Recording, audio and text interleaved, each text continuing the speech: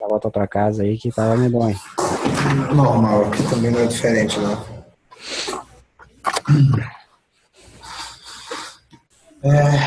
Então, você chegou a ver algum material do curso aí, Thiago? Oi? Você chegou a ver algum material do curso que a gente está fazendo sobre o Ainda filme? não consegui ainda não consegui olhar, né? O Jorge me passou sábado aí o coisa, né? E eu não consegui olhar hoje, durante o dia. Mas eu vou olhar aí essa semana, eu já vou começar a assistir as tuas aulas. Certo? A gente podia fazer então um overview aqui, pelo menos Claro. o basicão, e aí tem um PowerPoint no OneDrive, que também tem um passo a passo mais detalhado, que comento lá, Tá. aulas e tem o projeto. Você já tem acesso ao OneDrive? Já estou com acesso. Uhum. Pronto, tem um projeto que está lá, é só descompactar ele Ok. e abrir, tem que abrir com um usuário específico lá do SCM. Mas ele, Esse SCM tá num servidor aí, tipo a Amazon, alguma coisa assim? exatamente, é um servidor da cooperativa que a gente tem lá no SCM só para essa parte de estudos. Tá. Esse projeto está linkado lá, eu devo fazer uma atualização nele nos próximos dias, mas o que está lá já está funcional. Tá ok. Inclusive, ele está linkado com um banco que também está lá na nuvem, está na internet. Então, é só baixar e abrir o projeto, e aí ele já vai funcionar, Tá certo. certo? Então, vou abrir ele aqui para a gente dar uma palhinha aqui. Ótimo.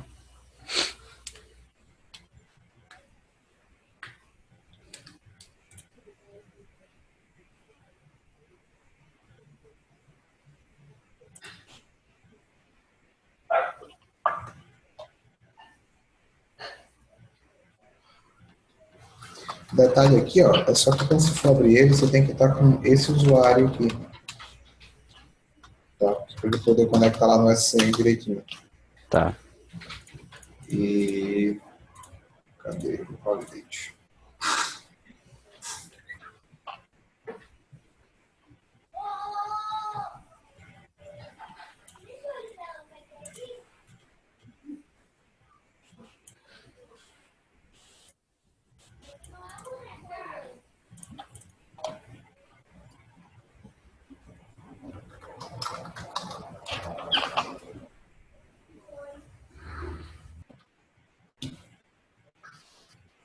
Esse errinho aqui que acontece, acho que é um bug do dev. Você tem que estar com o SCM, o administrador do SCM aberto aqui para ele poder reconhecer a conexão. Tá. Aí só deixar ele aberto aqui, separar, e aí quando você pede para abrir, ele abre normal. Isso é uma verificação que ele faz aí. Tá.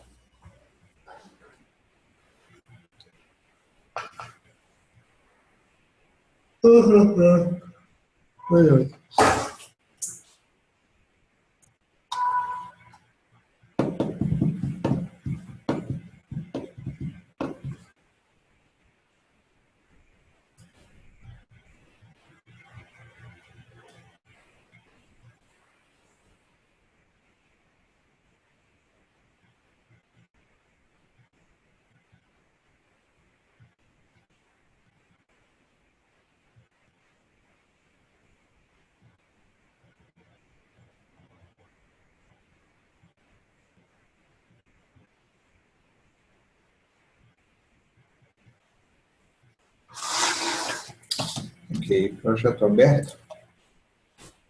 Eu vou começar o que a gente usa mais, aí depois a gente vai dando os detalhes.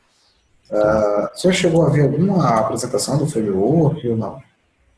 Só aquela apresentação que você fez lá no evento, né? Inclusive cortou lá um monte de coisa.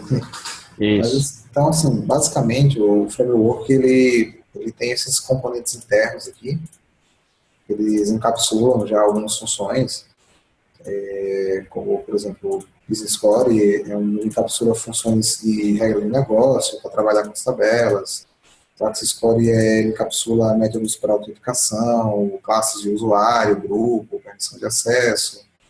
Aqui no config são classes para configuração. Então, assim, está bem separadozinho aqui. E o Sim. webcore são os componentes para a web mesmo, né? Algumas Tá. Esses aqui que encapsulam alguns controles HTML, classe de sessão do usuário, e aí tem algumas páginas que são padrões aqui já, e também os templates, né, que utilizam para aplicação web. Então já está bem separado, que se alguém quiser usar também como na plataforma mobile e desktop, é só reaproveitar esses componentes aqui, de acordo com a necessidade, e já vai bacaninha. Então, para o nosso projeto web, basicamente a gente vai precisar desses 5 aqui e mais essas 2 classes. Geralmente o projeto inicia com esses componentes aqui. O restante é customizado do projeto. Existe um códigozinho também aqui no projeto, aí, umas injeções de dependência aqui, uns tratamentos de erro que é padrão também. Mas basicamente com esse código do projeto e essas bibliotecas aqui, ele já vai rodar. Tá. O código principal do framework é a questão das classes de negócio, né? Que a gente utiliza para fazer o mapeamento das tabelas. Então, tudo que vai ou que vem do banco, os dados passam aqui por essas classes. Como os dados são inseridos, validações, processamentos, as regras de negócio, etc. Tá. Então, eu vou fazer um aqui, basicão. A gente vê na prática como é. Vou botar aqui um BO. Eu geralmente chamo de BO para dizer que é objeto de negócio, Business Objects. Vou criar aqui uma classe para gerenciar, por exemplo, a tabela de cidades. Tá? Eu tenho um CodeBricks aqui, que inclusive está no OneDrive, onde eu já encapsulo alguns códigos padrões, que são repetitivos. Aqui no caso eu tenho o BO init, que é esse trechozinho aqui, que ele já cria a estrutura para mim. Tá. Da declaração da classe, fazendo a herança lá do BO Record, que é a classe pai, que é a classe principal. E aí, o que tem nessa BO Record? Ela tem todos os métodos para salvar, para remover, editar, adicionar. Tem as ações pós-operação ou antes da operação, para você implementar alguma regra do negócio. Métodos para loop, move fits, next. E métodos também para capturar os dados, como esse get pose aqui, ou get by ID. Validate, para validar os dados, mas algumas outras coisinhas que tem implementado aqui já para fazer essa manipulação dos registros. Tá? Então, essa classe de negócio, toda a classe de negócio do nosso framework, ela herda essa BO Record para ter acesso àquelas funções lá. Para que a classe espelhe a mesma estrutura que está na tabela, o que eu faço? Eu crio aqui uma estrutura do dev, né? Tipo de e aí eu pego todos os campos que eu tenho aqui na análise para aquela tabela e eu arrasto para cá. E aí eu só retiro esses prefixos aqui que ele bota. Tá. Para ficar um número igual lá da tabela. Variáveis, todas as variáveis tu deixa assim o prefixo, então. Nesse caso aqui, específico para que ele fique igual ao nome da tabela, para facilitar a digitação. Então eu criei essa estrutura aqui, inicialmente, que vai representar as linhas da minha tabela, né? Travou? Acho que tá buscando um SM aqui para adicionar. Deixa eu pensar.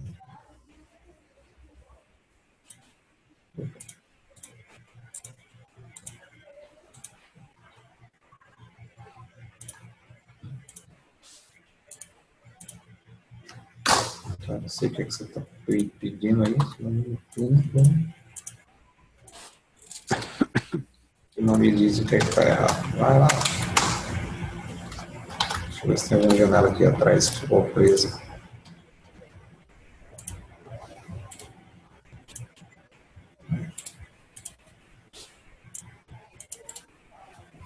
Pode ser.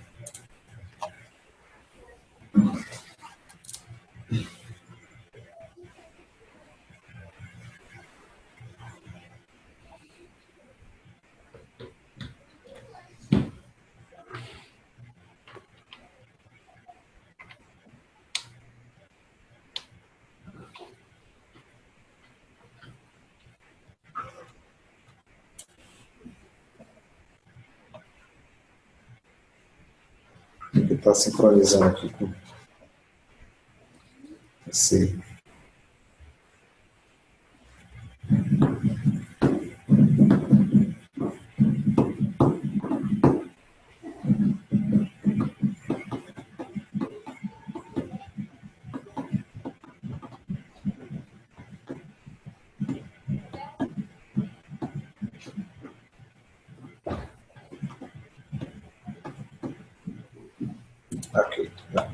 Então, implemento essa estrutura aqui inicialmente, definindo os campos da minha classe e faço esses sets aqui, fazendo...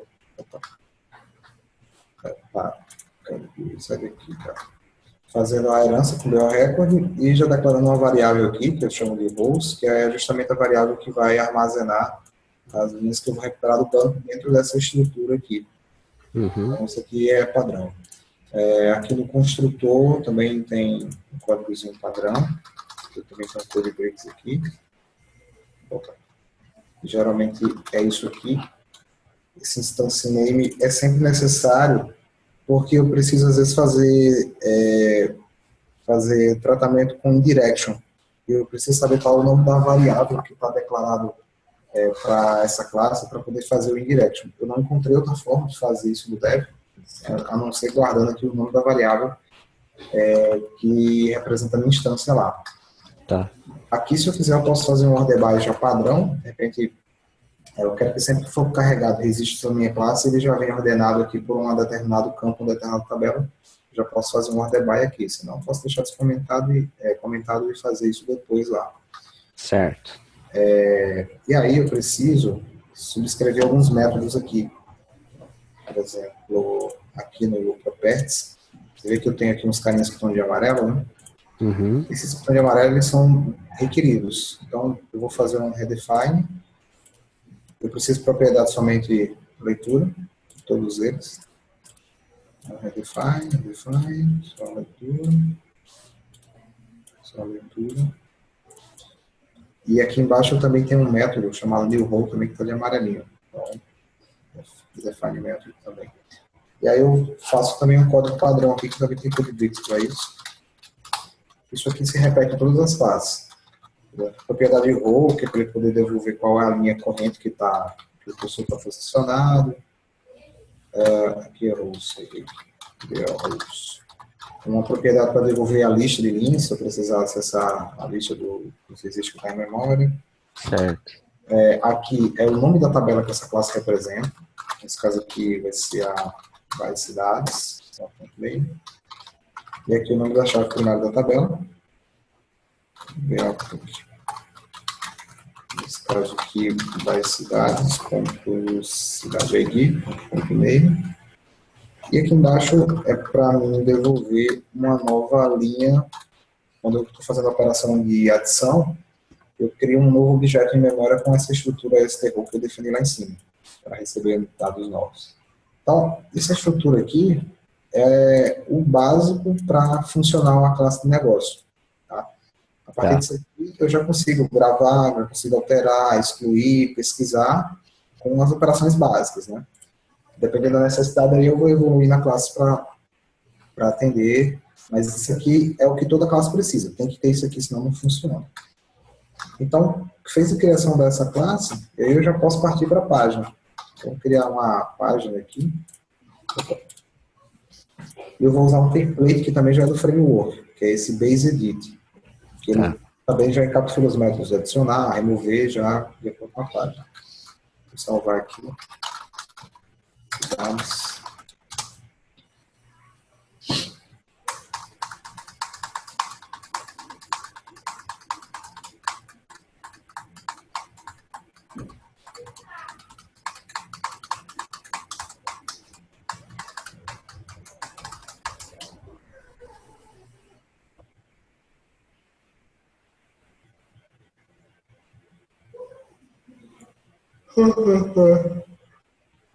Beleza. O que eu faço aqui? Do mesmo jeito que eu fiz lá na classe, eu vou aqui na análise e eu pego os campos que eu preciso. Nesse caso aqui eu vou pegar esses três aqui, que é o nome, o código que você faz e o estado ID. O estado ID, depois eu já vou botar um combo ali para mostrar como é que eu trabalho com combos dentro do frame. Ok. Então, temos aqui os campos. Aqui ele já vem com um botão padrão, um botão salvar. Tá. Aí eu faço um overload dele para ele destravar, que ele está travado, né? Então, destravei, voltei para cá. Só tem um detalhezinho aqui, que esse botão ele tem um errinho. Tem um código aqui nele, que é um código WLanguage, ele vem como JS. Aí é só trocar aqui para wlanguage e deixar assim. Tá. Tem que lembrar disso, senão a página não se comporta direito, você fica sem entender. Poxa, mas estou clicando e não acontece nada. Porque sem esse erro de JavaScript aqui, ele não carrega correto. Ok. Aí, beleza. Tem os campos na tela, tem o botão salvar, mas eu preciso fazer agora o link. Geralmente, o link ele é feito com análise, né? Tu vai fazer, no caso, aí na tua classe. Fazendo a minha classe. Então, preciso criar um objeto lá para fazer essa interface. Aqui no MyPage, eu também tenho um CodeBricks aqui, chamado PageInit, e já encapsula para mim os métodos, um código padrão para inicialização da classe. Então, toda classe, toda página, aliás, minha tem esse formato aqui no início. Tá. Esse page default aqui é o que é padrão, não muda, geralmente. O page específico é as variáveis da página, né, que eu vou trabalhar. Uma coisa importante aqui é ativar o gerenciamento de erros. Aqui no if erro by problem, ativo aqui na primeira guia e também ativo aqui na segunda guia. Que aí, se ocorrer algum erro na página, ele dispara automaticamente aqui para essa função que captura o erro e devolve isso para o... Isso. Ele captura o erro e devolve isso aqui para a página do usuário em forma de mensagem. Isso. Tá. Então, aqui eu vou criar, por exemplo, um objeto chamado cidade mesmo, que é do tipo BO Cidades 2, que eu acabei de criar ali. E aqui lembra que eu passava sempre o nome da instância, eu tenho que passar aqui dentro. Por quê? Porque lá na frente eu vou ter uma referência desse objeto via indirection. E aí eu preciso saber qual é o nome dessa variável. Eu não consegui fazer de outra forma, então o jeito foi guardar o nome dela aqui dentro da própria. Acho que nem teria como mesmo, porque não tem como tu identificar. Em outras linguagens a gente tem o reflection, né? Como no C Sharp, .NET, mas aqui eu não consegui fazer de outra forma. E aí, seguinte, cidade é o nome da minha variável padrão, meu objeto de negócio padrão, e aqui embaixo eu seto o default business object dessa página como sendo cidades. É só uma referência. Porque todo o código do template, né, esse códigozinho cinza aqui, ele referencia esse nome aqui.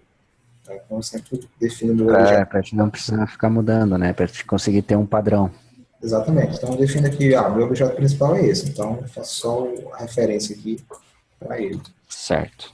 Feito isso, aí eu faço a linkagem dos campos. Que agora, em vez de mandar para análise, ele vai puxar lá da minha variável, cidade, e nesse caso da propriedade role, que é o meu registro atual. O nome de cidade, ok? Quando você faz, lá na universidade, o role, o código que você faz. E a UF, deixa eu tirar daqui que a gente vai botar um combo. Então, basicamente, com isso aqui já funciona. Tá? Ele não vai funcionar porque ele vai dar uma integridade devido ao combo ali que está faltando. Para preencher os combos, eu também utilizo o objeto de negócio. Então, por exemplo, eu vou criar aqui um outro objeto chamado estado, SBO estado. Não vai criar a instância, ok. E lá na página eu vou criar agora o combo, dizendo que eu vou preencher ele a partir da variável. Uhum. Estado é a variável e a propriedade é o rows, que contém a lista de registros. Né? Tá. Ok, eu vou mostrar sigla estado e vou capturar o estado ID. Ok. Então, campo de status e o nome ali do F. Ok. Então, vamos dar uma executada aqui para ver se ele vai funcionar. Ele demora um pouquinho, porque como o banco está na nuvem, ele demora um pouco para carregar os registros.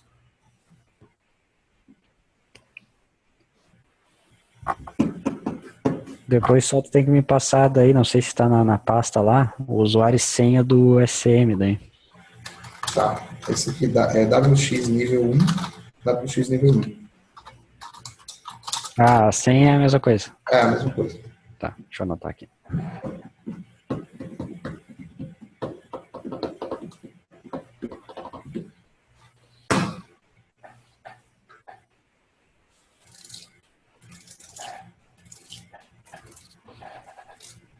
Então, ó, carregou aqui a página. Só que tem um detalhe, né? O combo ele tá vazio. Sim. Por quê? Porque eu não fiz a carga dele. Só coloquei ele na tela e disse de onde era a fonte de dados. Eu não preenchi a fonte de dados. Tá? Então, só para não esquecer também, ela tem que fazer o link dele, porque ele está sem link. Cidade, role, estado, ID. Como é que eu faço o preenchimento do combo? Na página, cadê vocês? Daqui nas cidades. Na página tem um... Ixi, ele não abriu aqui, ó. Vai dar um erro, vai fechar. E, às vezes ele não consegue mostrar aqui as funções. Aí você tenta recopilar, ele dá um erro e fecha. Vou lá fechar e abrir de novo. Coisas do WebDev.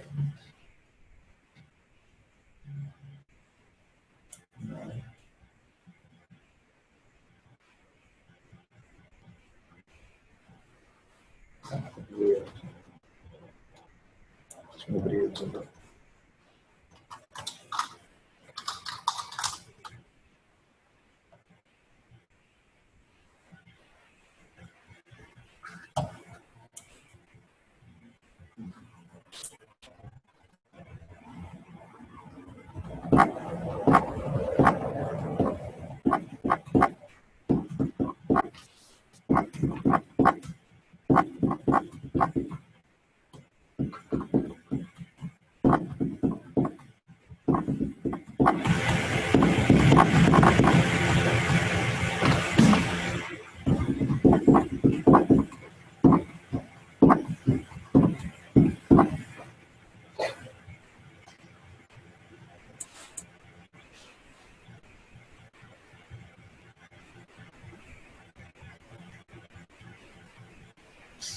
Então, ó, aqui dentro da página, eu tenho várias funções que são padrão também do template.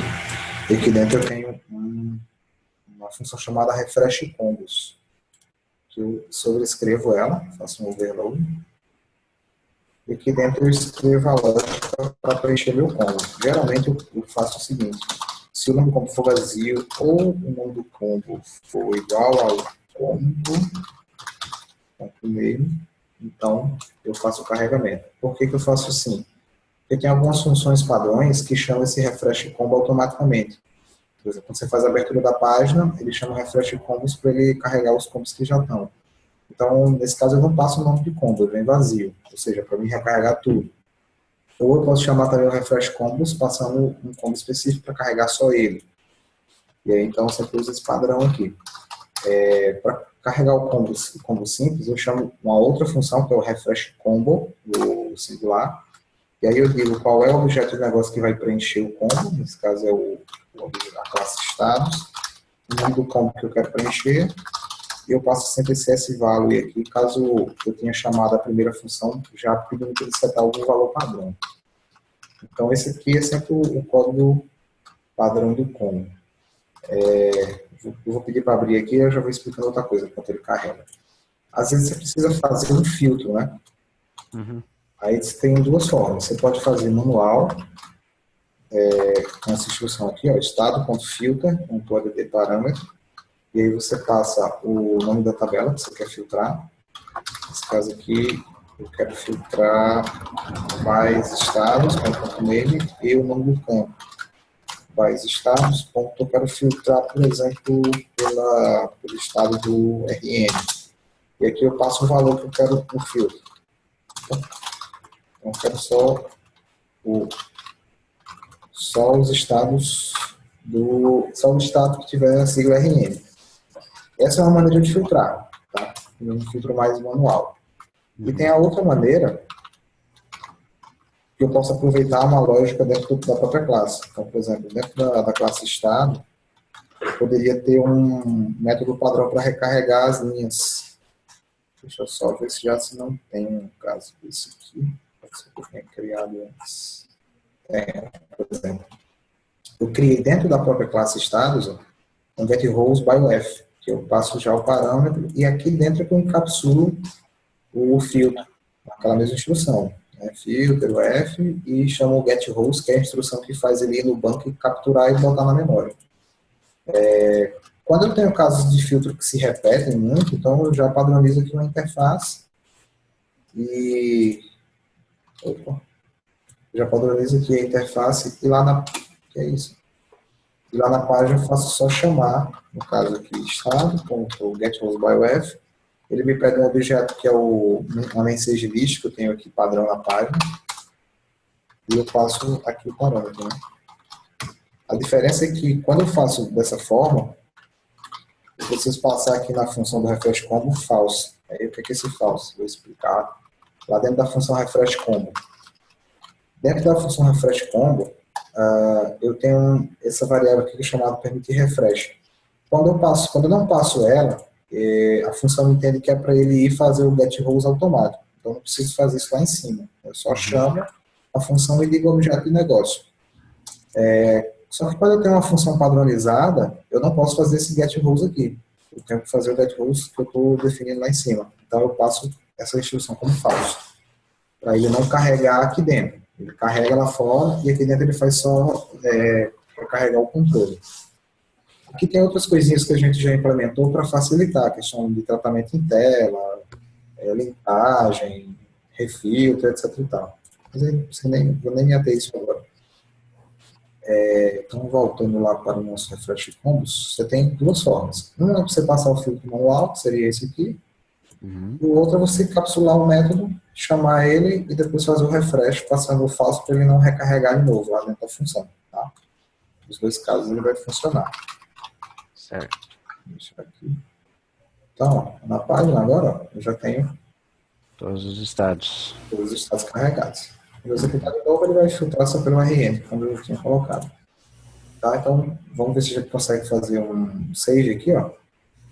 Eu vou salvar, tentar salvar. Ele vai me dar se existe salvo com sucesso. Só que tem um problema, né? Eu não preenchi nem nome nem código de Cefaz. Eu não implementei as validações da classe. Para isso, aí começa a questão das regras de negócio, né? Eu não faço nenhuma checagem a nível de página. Eu vou lá no objeto, meu objeto velocidades 2, e aqui na função validate, eu só escrevo ela, e aqui dentro é que eu faço as minhas validações. Como? Posso fazer um if normal, se o campo nome cidade for igual a vazio, aí eu chamo esse objetozinho aqui, ó, que é o message list, e eu passo onde ele adicionar uma mensagem. A mensagem do tipo ordem, atenção, o título, atenção, e o texto que eu quero que ele mostre para o usuário. Não pode ser vazio, por exemplo. Ou eu posso também já usar algumas funções que são padrões aqui dentro de uma classe que eu chamo de MyFunctions. Eu já tenho um checks aqui para fazer esse trabalho, por exemplo, check empty. Aí eu passo só o message list, digo qual é o campo, nesse caso aqui eu chamo pela análise para ele pegar o caption, por exemplo, cidades, nome da cidade, ponto caption. E aqui eu digo qual o valor que ele vai checar se está vazio. Nesse caso aqui, a propriedade row, que me devolve, né, a linha que está atual em memória, que eu estou editando, e o campo nome da cidade. E aí ele já faz a verificação se está vazio e já adiciona a mensagem para mim. Tá. Da mesma forma também tem um check zero, que posso usar para checar o estado ID, no caso é uma chave estrangeira. Opa. Estado ID também vai me encapsular e já vai devolver para lá a mensagem.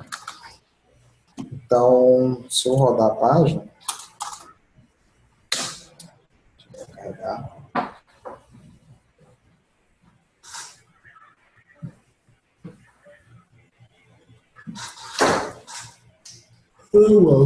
Sou.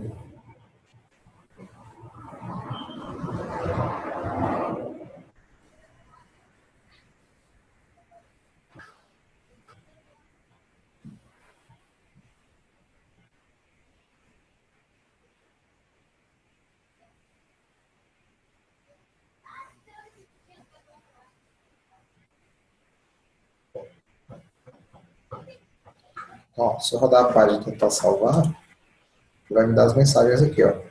Certo. Ele não vai deixar eu salvar. Só quando eu preencher, é que ele vai fazer a gravação.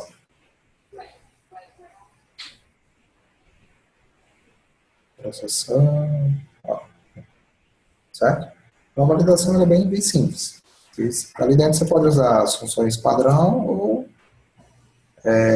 Direto mesmo na mão. fazer direto na mão, implementar a tua lógica. Uhum. Tem outras coisas que você pode fazer, por exemplo, em outros processos de gravação. Tem uma função aqui que chama Save After, Save Before e Save After Commit. Como é que funciona? Na hora que eu vou fazer o save, ele chama o template lá e chama essa função aqui, tá? Save. Aí a função save, ela encapsula outros métodos, que ele chama o validate, para validar se o registro está beleza. Tá. Passando a validação, ele chama o save before, que é antes de mandar para o banco. E aí você pode implementar alguma lógica dentro do save before, e aí ele faz a gravação no banco. Gravou no banco, ele chama o save after. E aí você pode fazer um pós-processamento. Só que aqui no Save After, ele ainda não comitou. Ele gravou na tabela, mas não comitou. Uhum. Então, se der algum erro aqui no Save After, você ainda consegue desfazer o processo, né? Dar um rollback. E tem também o After Commit, que é depois que você gravou no banco, fez o commit, os dados já estão lá, você ainda pode fazer uma ação após o commit. Por exemplo, disparar um e-mail, coisa do tipo. Então, você tem essas três opções. Então, geralmente, por exemplo, eu vou subscrever o Save Before. Redefinir o método. Eu uso essa estrutura aqui, um exception, para ele poder capturar algum erro que aconteça aqui dentro e enviar para o próximo nível, o nível que chamou, aliás. Eu sempre devolvo um result true aqui no final, porque lá na função save ele verifica se essa operação foi bem sucedida ou não. Então, se ela foi bem sucedida, eu retorno true e ele continua. Se eu retornar falso em algum momento, ele para a execução e desfaz. Então, aqui, se eu quiser, eu posso fazer algum processamento ainda nos dados, por exemplo. O nome da cidade vai ser, sei lá, o que o usuário digitar vai transformar em Amper. Outra coisa do tipo. Eu posso fazer aqui tranquilo. Posso, inclusive, chamar outras classes aqui, fazer lançamento, processo direto, ou seja, eu posso implementar a lógica que eu quiser aqui dentro. Tá? Como aqui eu estou no Save Before, né, que é no processo antes de salvar, se eu fizer alguma alteração no registro atual, eu não preciso explicitar nada para ele salvar. Eu só quero aqui e ele mesmo vai fazer o save. Se eu implementar uma lógica no Save After, aí eu precisaria, digamos que eu tivesse a mesma lógica, Teria que gravar de novo. aí eu teria que chamar o save. Tá? Só que eu uso nesse formato aqui, se not save, por que eu uso nesse formato? Result falso. Porque pode ser que nesse novo save aqui, ele não passe na validação. A validação tem alguma validação que dê falso aqui. Então, tipo assim, se ele não conseguiu salvar devido a uma validação, então ele já para a minha função aqui retornando falso. Tá? Se não, vai retornar true e vai continuar. Então, aqui no Save Before, como ele não gravou ainda, eu só altero e deixo ele fazer a gravação. No Save After, como ele já deu o comando de save no banco, aí eu altero o que eu precisar e chamo o save depois. Tá? Então, assim, essas duas funções aqui, elas são bem bacanas para você implementar a regra de negócio, fazer verificação, gravar dados dentro da tabela, alterar, enfim, o que você precisar fazer em termos de tratamento de dados com essa entidade e com outras, geralmente a gente faz aqui no Save, no Remove, no Save After e no Save Before. Perfeito. E da mesma forma também tem nas outras operações, ó, Remove, tem o Remove After, Remove Before. Aliás, aqui eu acabei subscrevendo Remove After. Errado. Mas eu tenho que também antes e depois de remover, antes e depois de adicionar e antes e depois de editar.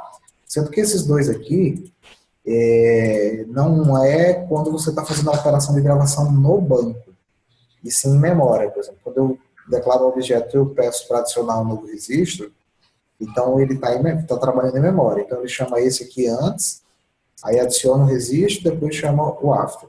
mesma coisa no edit. Se eu criar um objeto que disser edita objeto, ele chama esse primeiro, edita, depois chama esse aqui. Tá? Então, só para não confundir. Isso aqui acontece em memória, isso aqui acontece em memória. Já o save não, já acontece a nível de banco. Inclusive tem uma propriedade aqui que é bem interessante. Por exemplo, quando você está salvando, você quer saber se ele está em modo de adicionar ou editar. Você pode usar essa propriedade da classe, fazendo a comparação com esse tipo aqui, para descobrir se ele está adicionando ou se ele está editando um registro. Aí você consegue também implementar algum processamento de acordo com a situação. Uhum. Tá? Perfeito. Uma dúvida agora. Esse banco de dados aí, Hyperfile SQL? Pode ser qualquer um. Esse que está agora é Hyperfile. Tá, esse aqui vai ser em cima desse que eu vou fazer a nota fiscal, né? Não, aí você já pode ficar à vontade. A gente estava implementando um em cima do SQL. Eu posso até te mandar um banco que já tem algumas coisas preenchidas. Tá, não, o que tu tiver mais completo em cima disso, daí depois tu me dá o caminho ali, o que tá feito, não tá, né? Uhum. Tá bom. Depois a gente vai ter que alinhar o que temos no RP, Tá. fazer um overview. E aqui vocês costumam fazer o tratamento de relacionamento tudo direto no banco, suponho também, né? Sim. Então isso aqui na camada de implementação aí do software, da página não tem nenhum tipo de verificação, né? Não precisa se preocupar com nada disso. Geralmente não. Agora sim, por exemplo, uma coisa que tem que se preocupar manual são os delete case, porque o deve só implementar isso para HFSQL. O resto dos bancos ele não faz. Aí você teria que gerar um script na mão, no caso você tem uma tabela pai e filho, que é que a filha soma quando o pai morrer. Então tem que implementar um case de manual lá no SQL ou no Oracle.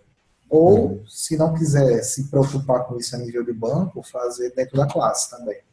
Um sistema que a gente tem.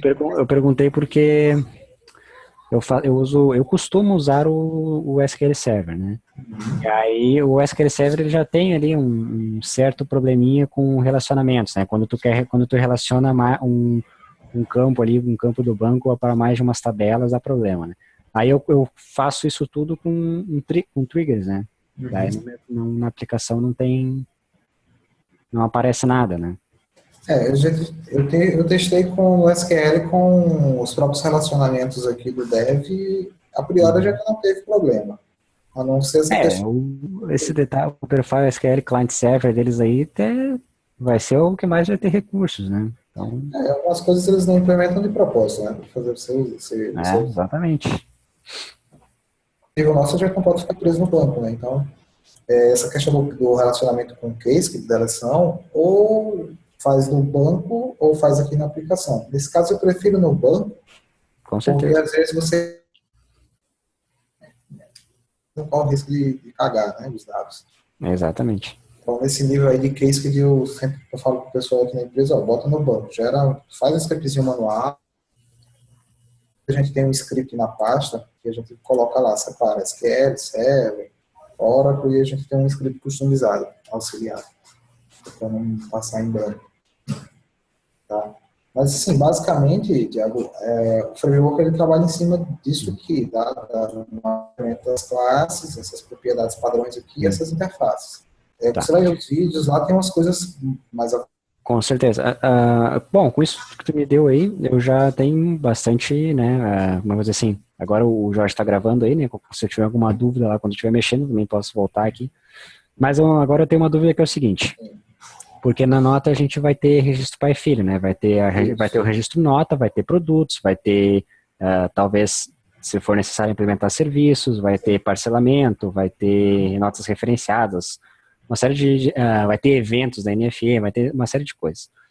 Como dentro de uma página eu implemento para conseguir salvar o pai e o filho utilizando o framework? Beleza.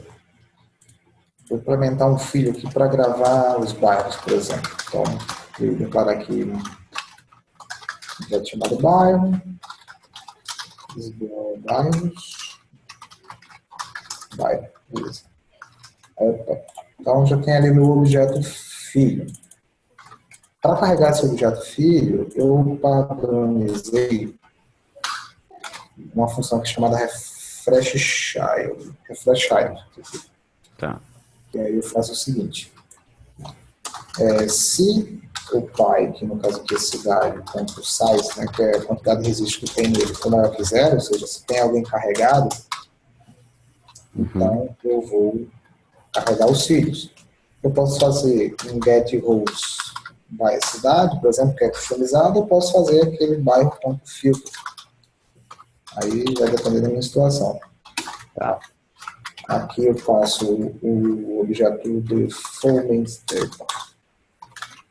message list, que é padrão, e a cidade que eu estou querendo carregar. Nesse caso aqui, cidade.row, que é quem está em memória, cidade ID. Geralmente, eu gosto de usar um looper, tá? Mas o framework aceita você usar outros controles, aí vai do critério. Uhum. Aqui eu já tenho uma função chamada refresh looper. Refresh looper, faço o objeto do negócio que vai carregar o looper, nesse caso aqui é o bairro, e o nome do looper. Eu vou ter que criar agora, porque eu não tenho. Então, aqui eu vou criar um looper. Vou carregar o looper a partir da variável. Certo. Bairro, rows, né, que é quem tem a lista de bairros. Aqui, geralmente, eu coloco só o ID no início, na frente do complemento. Ajax mesmo aqui, padrão. Looper bairros. Bairros. Ok. Então, tenho aqui o meu looper. Coragem. E deixa eu só fechar aqui a função. Vai ficar loop bairros também. Então, basicamente, eu carrego a lista de bairros e chamo o refresh do looper. Para deixar já o formulário pronto para uma possível adição, o que é que eu faço aqui? Eu seto o default business object shield sendo o bairro. Tá. E chamo a função do template, que é o add new shield. Já o objeto para receber um possível registro que vai ser inserido pelo usuário. Então, deixa isso aqui padrão. Lá no looper, aí eu vou criar aqui o que eu precisar. Nesse caso aqui, geralmente eu crio um link, vou botar dois campos aqui, um para o ID e outro para a descrição. E aqui, eu faço o seguinte. Essa primeira propriedade aqui, eu sempre chamo ela de ttPubName, que é o campo que contém a chave primária da tabela, nesse caso aqui, bairro ID. Eu vou linkar ele aqui com o link 1, vou criar um novo aqui para o nome do bairro. Aqui eu já posso colocar o nome que eu quiser, link com o controle 2 ali, e aponto aqui cadê o nome do bairro? Nome do bairro. Pronto. É bem simples aqui, tem muita figura. Então, se eu executar, basicamente ele já conseguiria me carregar o looper com os dados, né?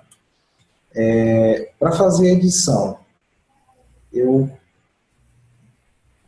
por exemplo, remoção e editar um registro. Deixa eu criar os campos lá, depois eu chego lá. Então, vou criar só aqui um campo de texto e um campo. Esse campo de texto, que é o bairro, eu linko ele com o objeto de negócio, nesse caso aqui com o próprio bairro, que representa a linha atual, e o nome do bairro. Ok? E aqui no botão salvar, eu simplesmente chamo aqui, via Ajax, a função save, e eu passo aqui o seguinte, default business object shield, instance name, ponto instance name. Ou eu poderia passar também o próprio objeto aqui direto.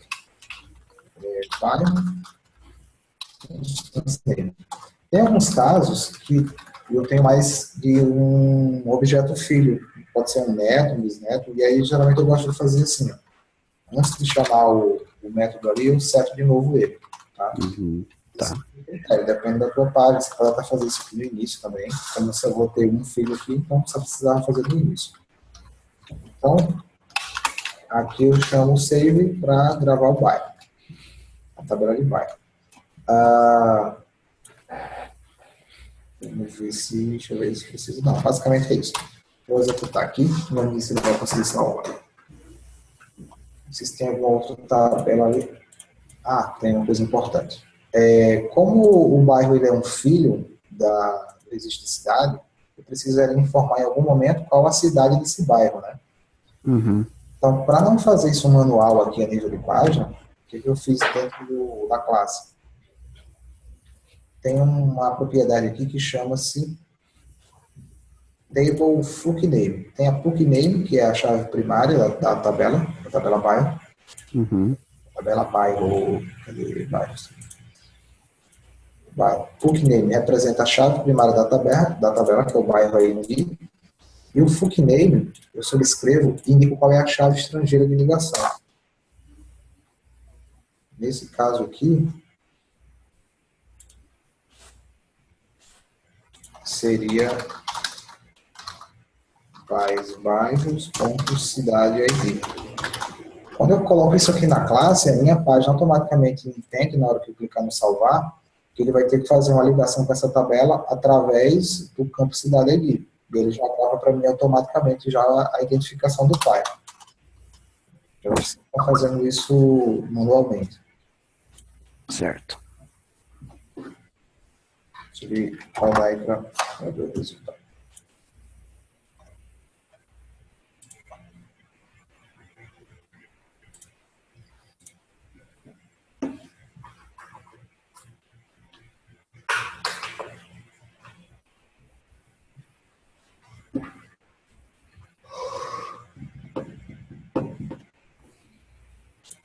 Então, vou cadastrar uma cidade aqui, salvei. Você vê que ele salvou o registro lá, ele já está passando aqui ó, no Refresh Shield para tentar recarregar. Então, Tá. já tem um registro aqui, então ele vai tentar recarregar os bairros que tem, não tem nenhum, beleza. Passou direto. Tá salvo, meu registro. Vou tentar um bairro agora, salvar. Ele já me deu uma mensagem seguinte, ó, o F inválida. Alguém perguntou o F nesse bairro aqui. Deixa eu ver aqui. Essas classes aqui o pessoal estava fazendo no curso. Lembrando que tem o F ali, enfim. Dados, tá? Validação de UF. Direito aqui. Validar a cidade. Né? Do bairro cidade. E aqui, bacana, aqui ele já implementou uma outra função, que é o check exists, que é para checar se esse bairro já existe. Então aqui eu passo a identificação aqui do registro atual, tá? E aqui eu passo qual o campo que eu quero checar. Eu quero checar qual o nome, eu quero checar se já existe o nome do bairro na tabela.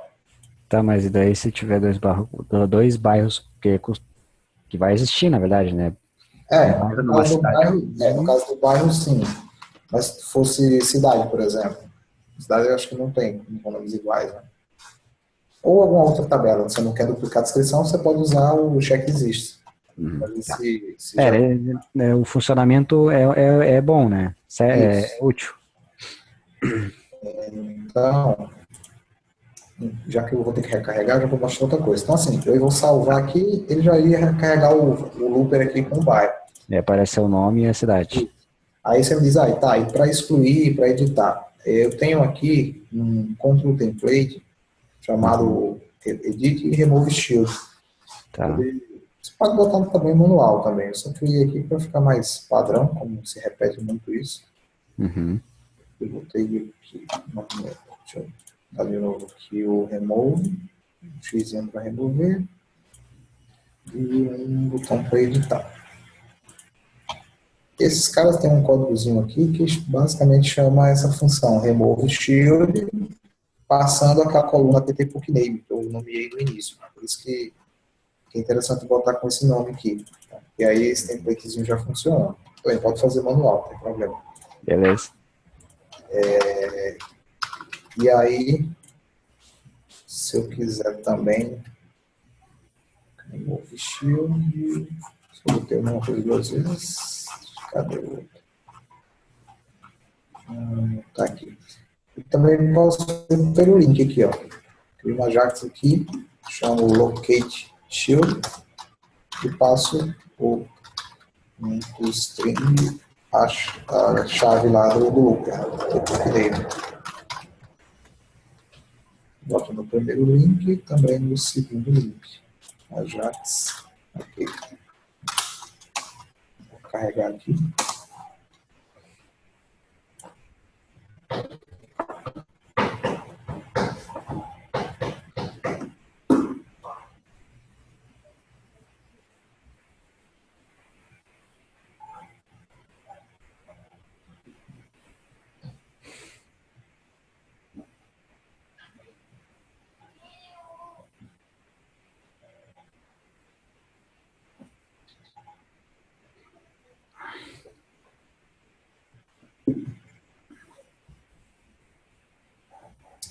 Então, cadastrar aqui em outra cidade. Salvou a cidade, agora eu vou no bairro.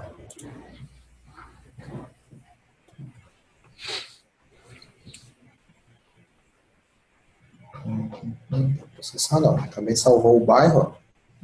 Já apareceu ali. Já está aqui no loop. Esses botões aqui, eu não sei porque o Dev faz isso. Até para você colocar esses controles, você dá um clique em cima e manda fazer um update from template. E ele faz alguma coisa aí que atualiza esses botões e mostra direito lá. Mas aqui, basicamente, eu editar. Deixa eu botar um outro aqui. Eu tenho que ter o botão de adicional, não coloquei aqui, né? Deixa eu salvar aqui, ver se ele vai sumir. Ó, aqui ele está pronto para o novo. Vou colocar um novo aqui. Certo. Quando tu clica em editar área, ele pega aquele objeto e coloca, recarrega ele na... Exatamente, ó. Vou clicar aqui no 1, ó, ele vai vir para cá. Ele sobe. E aí eu altero e salvo de novo. E aí ele desce. Atualiza ali. Exatamente. Isso tudo automatizado aqui do template, né? Se for fazer tratamento, ele já tem esse comportamento padrão. Se eu quiser remover, eu clico aqui no botão remover, já tem uma pop-upzinha também que ele chama padrão. Tá. E aí eu posso dizer sim. Espera aí. Você está chovendo aqui. E aí ele já remove. Tudo já automatizado ali pelo template. Se tiver outra tabela filha, é só colocar outro looper embaixo e também a mesma sistemática. Mesma coisa, né? Pode fazer também, ao invés de botar o campo aqui, criar uma pop-up e colocar o campo dentro da pop-up. Botãozinho para chamar a pop-up, editar e salvar e também fazer a mesma lógica. Para não ficar tão poluída a tela. Entendeu? Ok. Basicamente é isso. Tem mais outras manhãzinhas aí, mas você vai ver os vídeos, você vai pegar. Beleza. Não, agora já... Bom, tem os vídeos para ver, tem esse exemplo que eu criei agora também. Isso, eu vou estar atualizando amanhã um exemplo com o restante da aula pessoal, que a gente está encerrando o curso na quarta, né? Tá. E amanhã de noite para completar os exemplos aí, atualizar o material. Para o final do curso eu já falo sobre questão de processamento, lançamento, umas coisas mais complexas, né, mais complicadas. E aí também mostrou essa questão da estrutura aqui de menus, que isso aqui é dinâmico, como montar esses menus, a questão do controle de grupo, usuário, configuração, tudo isso já está no curso aí nas videoaulas. Show. Completo. Beleza? Ok. Então, é isso aí. Aí qualquer coisa que tiver uma dúvida também, eu pergunto para ti, volta os vídeos. Não, tranquilo. E aí, quando você pegar mais essa parte, a gente conversa sobre a estrutura do RP mesmo, o WP. Eu te passar o que tem de tabela ali, o que a gente já criou, o que tem de funcionalidade e tal. Ok. Inclusive o Claudio, já viu que o Claudio me chamou aqui, amanhã eu vou ver com ele aí para alinhar que ele estava terminando o boleto, né? Sim. E aí tá faltando umas coisinhas ali, eu acho que vou ver se ele consegue completar o boleto, que já está bem no finalzinho, para não ter que passar isso para outra pessoa, o cara chegar no meio assim é foda, né? Para entender e pegar tudo. Não, sem problema. Aí depois a gente vê também a questão de como é que tá o andamento do outro projeto lá, né? Para não conseguir inserir a nota, etc. Para me apresentar outra base de dados aí. E aí a gente vai tocando, né? Vamos fazer. Beleza. Beleza? Beleza, cara. Qualquer coisa aí, só chamar. Ok. Eu vou começar então a assistir as tuas videoaulas ali para me inteirar um pouco mais do projeto e aí a gente vai conversando. Beleza, então. Ok? Beleza, cara. Muito obrigadão. Valeu. Nada, até mais. Tchau, tchau. Até mais. Tchau, tchau.